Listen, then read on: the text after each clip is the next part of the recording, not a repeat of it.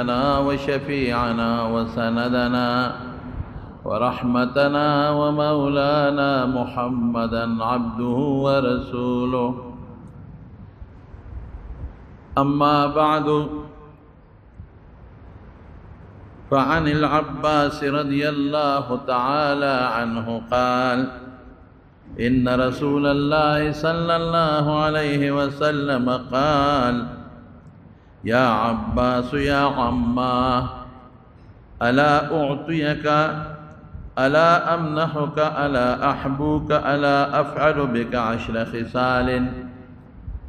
إذا أنت فعلت ذلك غفر الله لك ذنبك أوله وآخره، قديمه وحديثه، خطأه وعمده، صغيره وكبيره، سره وعلانيته.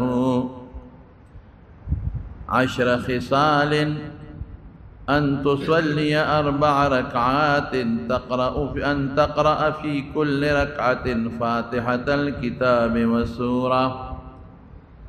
فإذا فرغت من القراءة في أول ركعة وأنت قائم قلت سبحان الله والحمد لله ولا إله إلا الله والله أكبر 15 مرة، ثم تركع وتقولها وأنت راكع 10، ثم ترفع رأسك من الركوع فتقولها 10، ثم تهوي ساجدا فتقولها وأنت ساجد 10، ثم ترفع رأسك من السجود فتقولها 10، ثم تسجد فتقولها 10، ثم ترفع رأسك فتقولها 10، فذلك 75 في كل ركعة. تفعل ذلك في 4 ركعات. إن استطعت أن تصليها في كل يوم مرة فافعل،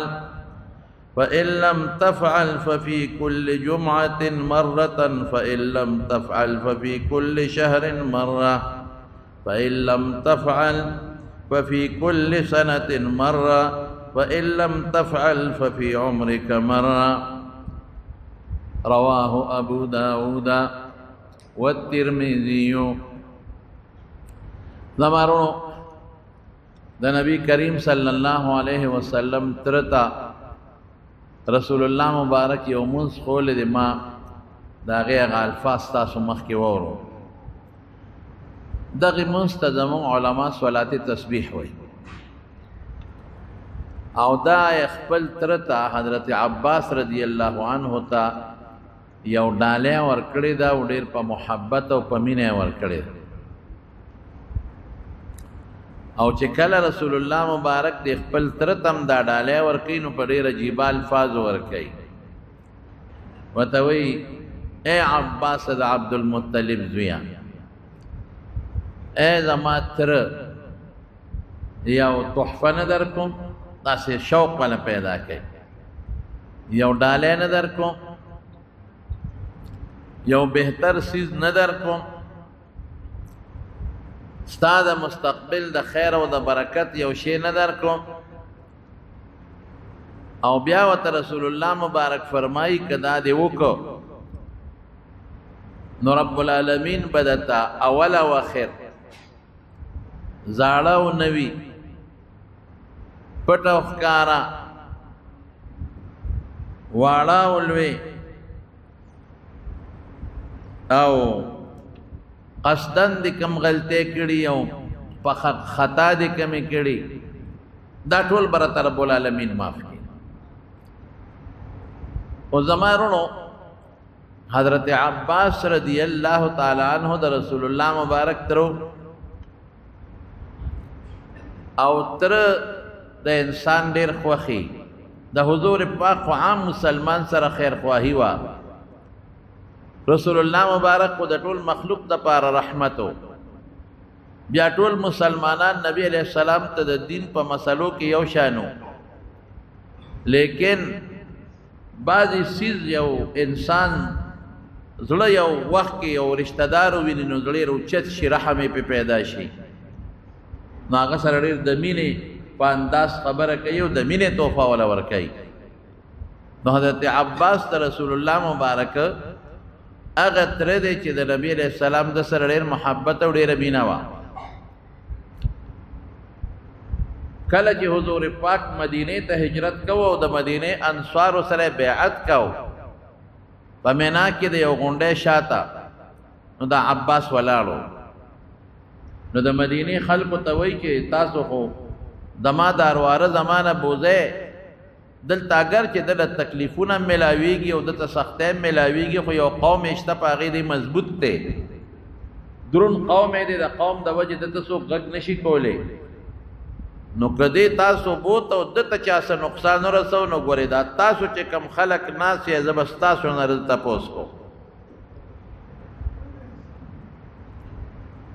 او د زړه نه پټ مسلمانو بدر کې دی د کافرانو په صف کې ولاړو هغوی سره وتیو نو گرفتار شو او یا قیدیان بدر کې گرفتار شوي یو پکې دیو چې کله گرفتار شو نو د قیدیانو متعلق بیا دا فیصله وشوه چې دوه دوه درې درې کسان په یو یو کوټه کې ځان سره انصار بوځئ د مدینې خلک او ځان سره دیره کې نو دوی یې د لاسونو نه تړلي وو خپې چاته زنځیرونه اچولي وو چې ونه تښتي اتفاق دا و چې دا حضرت عباس په هغه کور کې دیره و چې د نبي علیه السلام او د ده د کور منځ کې یو دیوال و نو ام المؤمنین فرمایي چې رسول الله مبارک ټوله شپه خوب نه دی کړی کله به دننه کېده او کله به بار کېده کله به دننه کېده او کله به بار کېده ما چې خدای څه چل دی چې حضور پاک له خوب نه ورځي وی پوه شوم چې د دیوال نه پورې غاړه کور کې حضرت عباس تړلی شوی دی او هغه زبیرګي کوله د هغه د زبیرګو د وجې رسول الله مبارک له خوب نه ورغی نو پیغمبر علیہ السلام کې خو انصاف او داسې به نه کول چې یو له سپارښ وکړي او بل نه کوي خپل سره ښه سلوک او بل سره بد سلوک دا نه نو زه پوه شم نو هغه ګاونډي ته مې سوال جواب ولګي چې تاسو وګورئ عباس بیرګي کوي حضور پاک له خوب نه ورځي چې هغې وکت نو د حضرت عباس دا مټې سختې تړلې وې درد یې کاو نو هغې وله مټې لږې نرمې کړې رسۍ لږه ډیله کړه نو عباس بیرګې بند شو د هغې نه پس حضور پاک وده شو زما وروڼو بیا چې کله فدیه اخېسته هغې کې انصاف کړی دی ټولو ته یې وی فدیې راوړی جرمانه عباس ورته وی د الله رسوله ما سره خو نشته وی ته به خپله م ورکې د رواره به دې م ورکې د عقیل دا د علي صاحب ورورو دیم په جنگ کې نیولې شوی و د کافرو طرف ته دغه وخت کې ولاړو خپله به م ورکې د هغه به م ورکې وی ما سره کم دي وی نشته وی نه وی چې ته کله راتلې جنگ لا نو تا خپلې ښځې ام الفضل له بټوه ورنه کړه تا ورته ونه وی چې که جمدې رالم واپس به یې راکړې او که زه مړ شوم نو دا به ستا او ستا د بچو شي نه دې ده ورکړې وی ورواره قسم په الله چې د الله رسول یې وی د دې بټوې نه یو زه خبر یم یو مې ښځه خبر ده او دا یې تا راته وی معلومیږي دا چې ته م الله په دې خبر کړې نو بیا دې ډبل فدیه واخېسته مینه یې ورسره څومره وه بس صرف یو دوه مثاله در کوم یو ځل حضرت عباس راغی او لږ غوندې پیغمبر علیه السلام ته شکایت وکړو وی د الله رسوله موږ سره خلک هغه مینه نه کوي چې کومه پکار ده پکار خدا راځه د پیغمبر ترې م چې ما سره خلک ډېره مینه وکړي زر لاړه رسول الله مبارک په ممبر کېناست او صحابو ته تقریر وکړو ویې فرمایل خلک خبردار عباس زما تره دی او تاسو ته پته ده چې تره څوک عم الرجل سن و ابي تره د پلار په ځای که چا دې خفه کړ زه خفه کړم چې زه خفه کړم الله خفه کړ چې الله خفه کړ جهنم ته به وغورځېږي چې چا دې خوشحاله کړ زه خوشحاله کړم چې زه خوشحاله کړم الله خوشحاله کړ چې الله خوشحاله کړ خوشحالي او جنتونه به وله الله ورکړي هغې نه پس به صحابه د سره ډېر احترام او ډېر قدر به کوو دا یې نه مخکې به هم کوو خو د ده خیال دا د انسان بعضې وخت کې دا خیال چې زما جوړ دوی هغه محبت نه ساتي او ډېره ناشنا یو واقع درته وایم بیا راته لمونځ ښیم د حضرت عمر فاروق رضی الله عنه زمانه وه نو د خلکو د کورونو ناوې به جومات ته وې لومبۍ زمانه وه د خلکو کوټې وي جومات طرف ته چې د چا کوټه وه نو ناوه جومات ته وه هغه اعلان وکوي دا ناوې مو واړوې بل طرف ته د کوټو اوبه خپل انګڼو طرف ته کې ځکه چې دا باران شي او دلته ناوې رابېږي نو مزدګارو ته تکلیف دی واقعي خبره جوړه ده نو خلکو اوس خپلې ناوې وسپړدلې او خپل لیوونه تازه کړل او د کوټو اوبې انګړو طرف ته واړولې حضرت عباس رضی الله عنه ناوه ونه لقوله نو چې حضرت عمر رضی الله عنه راغی ویې کتل نو امیر المؤمنین دی د امیر المؤمنین حکم خو به منې قرآن کې الله و یطیع الله و اطیع الرسول و اولی الامر منکم د خدای او د رسول او د بادشاه حکم به منې او خو امیر المؤمنینو نو چې هغه وکتل چې ټولو خلکو عمل کړی دی او عباس نه دی کړی نو غصه شو نو چوکۍ راواغېسته هغه ناوې پې وواله او ښکته یې غورځوله وي دا ولې د ناوه نه ده اړولې نورو خلکو عمل وکړه سبا به خلک وایي چې د یو کس سره یو شان انصاف دی نورو سره بل شان انصاف نو چې عباس راغی نو خفه شو وی امیر المؤمنین زما ناوه دی ولې وغورځوله وته وی تا ولې عمل نه ک نورو خلکو وکړو وی ما ځکه نو وغورځوله امیر المؤمنین زیاتې دی وکړو غلطي دی وکړه دا ناوه ما ته رسول الله مبارک په خپله لګولې ده وی قسم دی چې دی دلته ما کوټه جوړوله په خپله راوخته او دلته یې ناوه ولګوله او خټه مبارکه خټه یې په خپل لاس مبارک راواخېسته او دلته یې لګولې ده بس عمر په ژړا شو خو دا خو مانه غلطي شوې دا خو مانه زیاتې شوې دي دا ناوه به زه په خپله ټیک کوم نه دواړه لږ غوندې په دغه کې شوه یو بل سره لږ تیز شو عمر وی نشي کېدی عباس ما زیاتې کړې ما ته دا پته نه وه چې دا د رسول الله مبارک د لاس ناوه وه وی اوس به دا داسې نه لګو ته به زما په اوږو درېږې اوچتېږې به او خټه به زه در کوم او دا ناوه به پس به لګې دې نه تاسو اندازه ولګوئ چې د رسول الله مبارک د سره څومره مینه ادب ډېر محبت و یو ځل ورته چا وی ته مشر یې که نبي علیه السلام مشر دی عمر کې لږ فرق و ترې خو عمر کې فرق و وی انا سن وهو اکبر وی په عمر کې خو دې زه زیات یم 2 کاله ته مشر یم خو مشر هغه دی ګورې عمر زما زیات دی او مشر رسول الله مبارک دی نو هغه ته دا د صلات تسبیح چل ښوولی دی او ته فرمایلی دی نبی کریم صلی الله علیه وسلم چې یا عباس اے عباسا یا عما اے زما تره الا اعطیکا تا ته یو ډالۍ نه درکړو یو شی نه درکړو دا شوق یې پیدا کوي الا امنحک الا احبوک تاله یو تحفه نه درکړو تاله یو هدیه او یو بهترین شی د فایدې نه درکړم الا افعل بك 10 خصال تا باندې هغه مونږ نه کوم چې هغې کې لس تسبیحات ویلي کېږي یا علما په دې حدیث کې لږ تقدیر کړي تاسو ته خو زه هغه نه ویم دا شی درته نه ښیمه چې لس ګناهونه ختم کړي دې کې به تقدیر بیا ږدو اذا انت فعلت ذلك غفر الله لك ذنبك کدا کار دی الله به دې ګناه بخي اوله واخره لومبی به مو بخي وسره به د لومبی او د وروستنۍ بیا علما زموږ د طالبانو ته لږ تفصیل کوو چې دا لومبی او اخر په کم نسبت دی خو تاسو ته د هغې ضرورت نشته خو زموږ د طالبانو ته مونږ وایو چې کله ازداد ذکر شي استیعاب مراد اول اخر قدیمه و حدیثه زړه او نوی خطأه و عمده که په غلطۍ د نشي وي که په قصد کړي صغیره و کبیره که وړی که غټی سره و علانیته دا ګناه که پټه ده او که ښکاره ده 10 خصال بعض علما تقدیر دی چې تکفر 10 خصال لس ګناهونه به ختم کی یا دا د مخکې نه بدل دی دا لس په هر یو ځای کې دي یو ځای کې 15 اکثریت د لسو دی ان تصلي 4 رکعات 3 رکعات منځ به وکړي ښه د حدیث په دې معنا لږ ځان پوه کړي 3 رکعات منځ به وکړي دا به د نفلو نیت وتړي دا به کوم وخت کې کېږي دا 3 رکعات چې کوم وخت کې نفل جایز دی صرف 5 وختونو کې به نه کې 5 کم دی یو چې نور راخیږي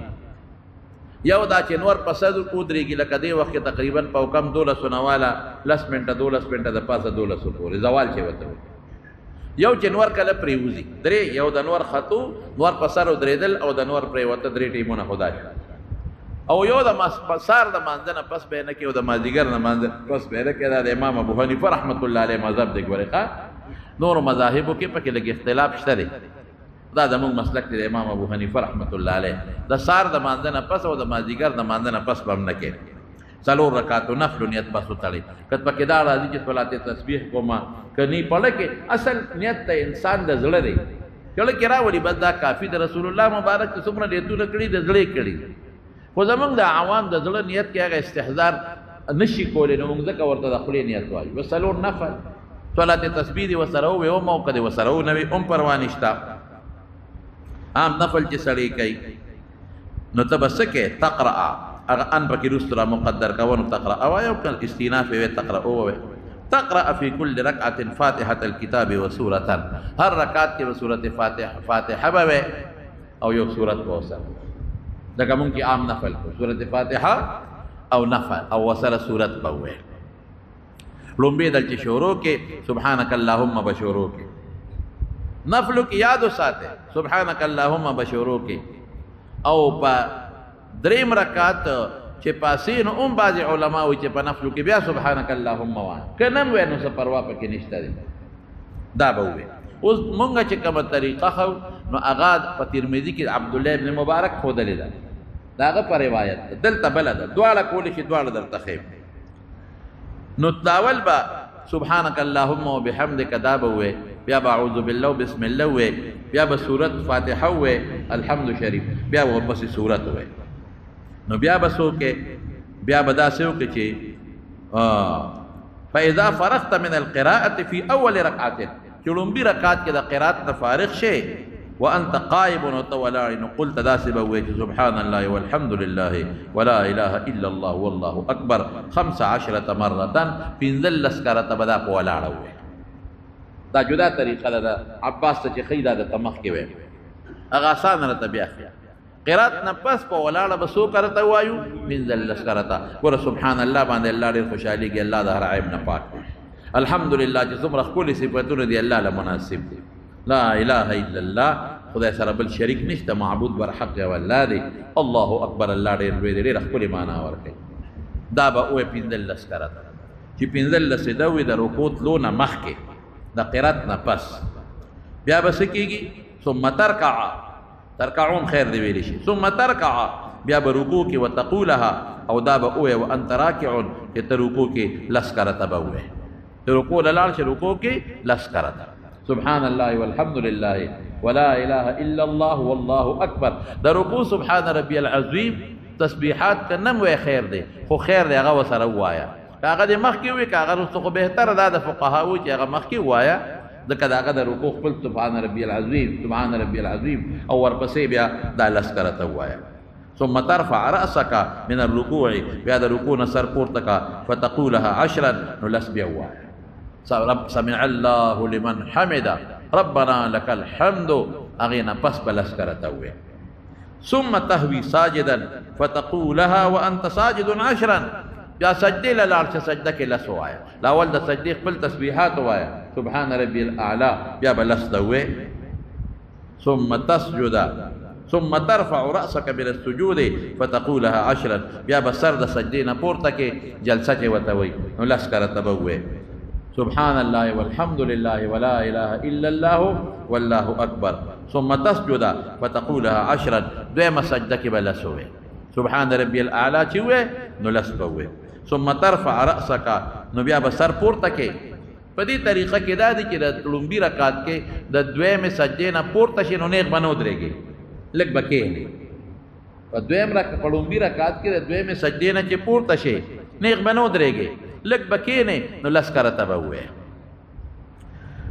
فذلك 75 في كل ركعة فهر ركعت کی پنځه یا شو تفعل ذلك في 4 ركعات سلور ركعات كذا وكا ان استطعت ان تصليها في كل يوم مرة فافعل بطاقت تبير روزانه کا پورا روزانه کا او فافعل فان لم تفعل ففي كل جمعه مره او که روزانه نشي کولی نو هفته کې یو ځل کوه. بل رسول الله مبارک د هفتې اسبوع په دې جمعه لفظ استعمال کړه. نو علما لیکي دی لفظ نه دا معلومیږي چې جمعې ورځ ډېره بهتره شوه. فإن لم تفعل قد جمعه کې هم نشي کولی هفته کې ففي كل شهر مره نو میاشت کې یو ځل وکړه. فإن لم تفعل او که داسې هم نشي کولی میاشت کې هم نشي کولی ففي كل سنه مره کال کې یو ځل وکړه. فإن لم تفعل او که داسې هم نشي کولی ففي عمرك مره نو په عمر کې یو ځل وکړه. دا حدیث په ابو داود شریف کې دی او علما لیکي چې دا ثابت حدیث دی چې یو راوی دی موسی ابن عبد العزيز، لیکن داغه متعلق علماء لیکلي دي یحیی ابن معین، نسائی، علامه زرکشی چې هغه مضبوط راوی دی، ثقه دی، ضعیف نه دی، حدیث صحیح دی. بهر کې بعض علما د حسن د مرتبه وتوي فضایلو کې دا حدیث نو فضایلو کې کمزور حدیث می نو پاغي علما عمل کوي. او حسن وت اکثر علما ویل دي او صحیح وت علما ویل. درونو څنګه شو دا طریقه چې دا ما تاسو ته کوم وي دا د سبحانك اللهم بوي او بیا به سورته فاتحه او سورت بوي نو پنځل لس کرته به د رکوع نه مخکې په ولاړ وي. یاد بشي بیا لس په رکوع کې لس کې رکوع نه پورته شي څو شو لکه پنځل لس په رکوع کې څو شو 15 شو. بیا چې لس قومي ته پاسه لس به وسو شو 15 شو. بیا په لومبه سجده کې لس 15 شو. د دوارو سجدو په میانس کې لس 15 شو. دویمه سجده کې لس 15 شو. او بیا چې سجدې نه پاسه نو درېږي بنا لک بکینه نو 15 لس به وې نو لس به وې نو شو 15 دا عباس رضی الله عنه دا طریقہ ترمذی کې دغه حدیث دی، لیکن کم چې د عبد الله ابن مبارک پر روایت ته نو هغه بل شان دی. اسنګه دی ادا دی سبحانك اللهم اوه نو 15 لس به وې. عام زمو علما داخل سبحانك اللهم چې وې نو به وې 15 لس به وې. ٹھیک شو. نو بیا په ولاړه د قرات نه پس بل سو وې نو سو شو شمیره رکوع نه مخکې 15 شو. نو رکوع کې لس نو 15 شو. نو رکوع نه چې پاسه لس نو 15 شو. ٹھیک ده ها 15 شو. نو بیا سجده کې لس نو 15 نو سجده نه چې پورته شي لس 15 شپته نو په دویمه سجده کې لس نو 15. فرق څه شو؟ فرق دا دی چې هغه کې دویمه سجده نه پورته شي نو لس پوي. دلته هغه لس د قرات نه پس ځای لرالل. هغه لس کم ځای لرالل د قرات نه پس او د قرات نه مخکې په لومبه طریقه کې 15 لسو هغه 15 لس د رکعات لومبي سره لرال. ستا خو خرج څنګه دی خو هغه کوا 300 پوره کېږي. او کته د قرات نه مخکې وې نو په لومبي دل سبحانك اللهم نه پس وې. په دویم رکعات کې سبحانك اللهم ضرورت نشتا نو فاتحین بسم الله نه مخکې به وې. دریم رکعات کې سبحانك اللهم وې لا خدا کو نه ویم پروا نشتا نو بیا به د قرات نه مخکې وې 15 تلورم کې بیا 15 د قرات نه مخکې او شمیره بسنګا نو د شمیره لپاره سو کلاس کې تسبیح ګرځي نه ضرورت نشتا. په خپل شمیره لیکيږي چې تا لاس تړلې پسینه باندې یو ګوتې له زور ورکاوه کنه یو ګوتې له زور ورکاوه بیا بل لا بیا بل لا بیا بل لا بیا بل خلاص 15 ګوتو له زور بیا بل لا پاسانه شو. او کلاس ته اویزان دي لکه قومه کې چې سړی پاسي نو دا لاس د پتونانو سره ولګاوه او یو ګوتې له زور ورکاوه یو ګوتې لا او چې په سجده په ځمکه پراته دي یا په رکوع کې په کونډو پراته دي نو خیر دی په یو ګوتې له زور ورکاوه. فقها وای که یو ځای کې دیر شو انسان دی لکه په اول کې 15 لسیر شو نو ورپسې چې کم ځای دی د لسو نو الته 15 لس دا وایه لس هغه وایه او د رکوع تسبیحات مخکې وایه او ورپسې بیا دا وایه. که د رکوع د نه یرم شو پروا نشته. او که انسان لمونځ کې خطا شو سجده سهو کوله هغې کې به نه وی ذکر هغه سجدو د سهو کې به نه وی ذکر رسول الله مبارک 300 ویلي دي بیا 300 نه تعداد زیاتېږي. نو دا صلات تسبیح ما په روژه کې تاسو ته ولې ذکر کړ ما بل ورته ویلي دي چې په روژه کې د صلات تسبیح وکړه دومره ثواب دی شو لکه د روژې نه بغیر چې دی او یا کرته صلات تسبیح کړي. ګوره زمارونو روژې قیمت کې په لډو باندې روژې متې راځي په فیسبوکونو او خدای ته وګورئ په دې نیټونو باندې وخت مه ضایع کوئ. ضایع کېږي قسم په خدای وخت په دې ټولو کتو وخت ضایع شو، تباه شو، وخت برباد شو. هغې په دې ټوله تسبیح ولې نه کوې، نفل ولې نه کوې، ذکر وکړه، درود شریف ووایه. الله په موږ د رحمت د دروازو میاشت راغورځولې ده او موږ د سر تختو. لکه تا باندې د رحمت باران کېږي او ته د سر تختې، دا قمقل سړی وي. نو دا د رحمت میاشت ده، لږې ورځې پاتې زما وروڼو، د مغفرت د خدای د بخښنې ورځې شروع دي. موږ ټول ګناهګار یو، الله ته محتاج یو چې الله ته سوال وکړو چې الله موږ وبخښه. یو که نه یو محتاج؟ نو مهرباني به وکړو دا صلات تسبیح کو رسول الله مبارک ورته فرمایي روزانه کوه انشاءالله. روزانه وکړې ښه، او بیبیانو ته، کور زنانو ته، ولونو ته، میندو ته وایي. ښځې په عبادت کې تکلیف و چې حدیث ورته ورسېږي. ما ځکه د الفاظ د حدیثو درته ووایي، نو زنانو ته مو وایي یو یو، او په لږ په قلاره کوي بنډې مو وایي. بعضې فقها وایي چې یو ځای کې ورسره لا حول ولا قوة الا بالله هم راغلی، نو که یو کرت دی ورسره وي نو ښه ده، او که نه وي هم پروا نشته. نو دا صلات تسبیح طریقه ده. که بیا هم د چانه طریقه خطا شوه نو په خپل جومات کې د خپل امام صاحب نه، د خپل عالم صاحب نه دا طریقه زده کړه. که لومبۍ طریقه یې راته وښودو، که دویمه دې کې څه اختلاف مه لرئ. خپل عالم صاحب نه صلات تسبیح طریقه زده کړئ او په دې کې خیر انشاءالله العزیز عمل به کوو. بس اخري یو خبره بله کومه ده، مونږ خو یې پاوکم به مونځ کوو، خو وخت رانه لاړ، لږ تېر شو. ادا دی چې د اعتکاف ورځې شپې را روانې دي، غالبا بله جمعه به د اعتکاف نه وروسته راځي. نو هر جمعات کې اعتکاف کول دا سنت علی الکفایه دی. جمعات کې به یو کس خامخا اعتکاف ته کېنوي. که یو جمعات یو قسم کې نه ناسته نو د ټولو محلې والو غاړه د سنت موکده د ترک د پرېښودو غاړه بنده ده. یو کس کېني، دوم کې ناستې شي، دریم کې ناستې شي، زیات هم کې ناستې شي. اعتکاف ډېر بهتر دی. زموږ علما د اعتکاف داسې مثال ورکوي لکه یو سړی چې لاړ شي او دی غیر محتاج یو د یو خان او د ملک په دروازه کې کېني، که هغه ډېر شوم هم وي، دې ناستې کې نظم چې تر روزه ما مقصد دې نه پوره کړی، نو که ډېر شوم سړی وي نو وشرمېږي، یاره وایي څوک هم د راشه ځان ته اخلاص ته سوله ورکړه. نو الله شوم نه دی، الله سخي دی. او الله په خپله وایي چې کېنئ. رسول الله مبارک اعتکاف کړی دی. رسول الله مبارک دوه ځله نه دی کړی، دوه کرته، نو په بل کرت یې 60 شپې وکړه، او بل ځل یې ونه که عارض د وجې نه، نو په شوال کې 10 وکړه. کو رسول الله مبارک همیشه اعتکاف په مدینه منوره کې کړی. نو اعتکاف کې سړی عبادت وکړي، د کور بال بچ نه لږ ځان لشي، خلوت راشي. د خلوت ډېرې فایدې دي.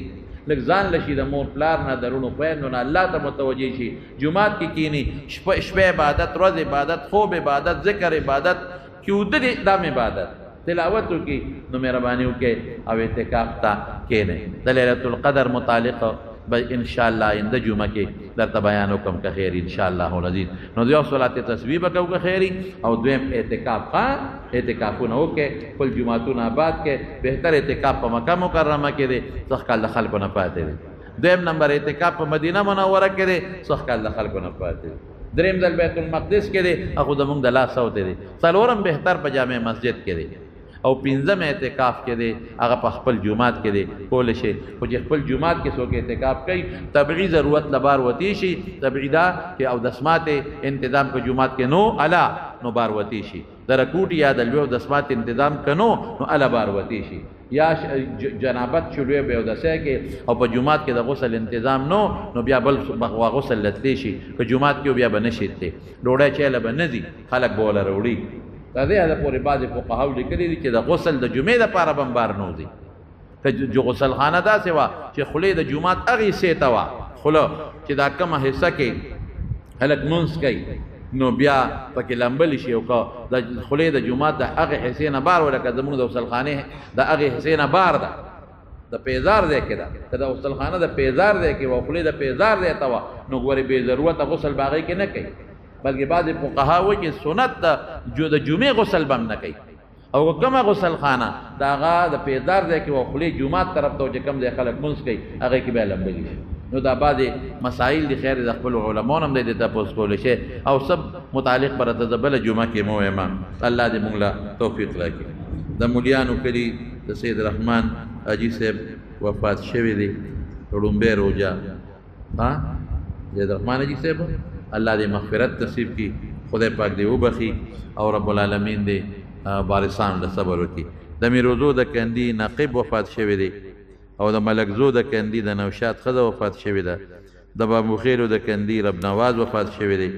د پیرانو د کندي د پیغام شاه بیبي وفات شوې ده. د رسول خان کورونو دا څوک دی د نه نصر الله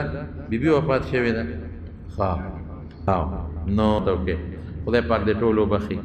الله دې د آخرت خوشحالۍ نصیب کړي خدای پاک دې وارثانو له صبر ورکړي او الله یې د قبر تیارې رڼا کړي او د لون خوړ یو بابا دلته به راتله جمعې ملګري بیمار دی رب العالمین دې وله شفا ورکړي دا بل ملګری دی بیخه دی اپریشن دی الله دې کامیاب کړي او بعضې نور دعاګانې هم غواړي دعا وکړئ چې څومره دعاګانې چا څوک غواړي کم مردګان وفات دی الله ته وبخي خدای ته مغفرت نصیب کړي د قبر تیارې پرې رڼا کړي او الله چې څومره بیماران دي که کورونو کې دي هسپتالونو کې روغ صحتونه او شفا ورکړي چاته څه پریشانۍ دي پریشانۍ په خوشحالو تېرې کړي او بدلې کړي او الہ العالمین د ټولو پریشانۍ په خوشحالو بدلې کړي زموږ د فتنو آفتونو ټینشنونو نه په امن کې وساتي او الہ العالمین اتفاق هم یو بل سره نصیب کړي دا کورونا بیماری د ویروس خدای ختمه کړي د مسلمانانو ته حفاظت نصیب کړي که څوک پکې مبتلا وي هغې ته روغ صحتونه ورکړي د ټول امت مسلمه خصوصا زموږ د مسلمانانو د دې ښکلي ملک پاکستان او د ټول امت مسلمه ته حفاظت نصیب کړي خدای زموږ حرمین بیا آزاد کړي مانځل یې کولو کړي زموږ جوماتونو کې زموږ منځونه په هغه طریقه کې چې مخکې وو خدای چې څومره ملګري راغلي دي په یو یو قدم اجر او برکات ورکړي